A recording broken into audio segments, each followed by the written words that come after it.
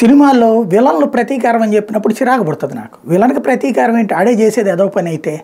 అట్లాగే ఇవాళ ఇరాన్ చేస్తున్నటువంటి ప్రాక్సీ వార్ ఇజ్రాయెల్ మీదన డైరెక్ట్గా చేయలేక అటు హమాస్ వాళ్ళ ద్వారానో, అటు హిజ్బుల్లా వాళ్ళ ద్వారానో, హౌతీల ద్వారానో, లెబనాన్ నుంచి, సిరియా నుంచి, యెమెన్ నుంచి, పాలస్తీనా నుండి చేస్తూ ఉంటుంది.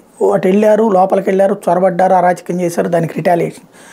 దాన్ని దాచిపెట్టేసి వీళ్ళు అయ్యయ్యో అన్యాయంగా పౌరులు చంపేస్తున్నారంటూ పోచుకోలు కబుర్లు చెప్తుంటారు.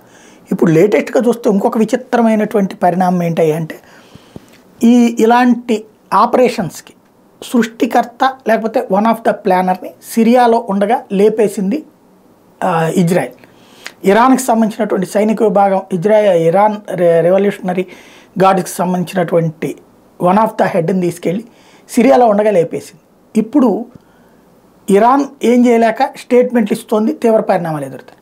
హిజ్బుల్లా కడుపు రగిలిపోయింది, హౌతీ కడుపు రగిలిపోయింది. ఎందుకు వీళ్ళందరికీ మార్గనిర్దేశకుడు. దాంతో ఎడతెరిపి లేని మిస్సైల్స్ అటాక్ చేస్తున్నారు ఇజ్రాయెల్ మీద.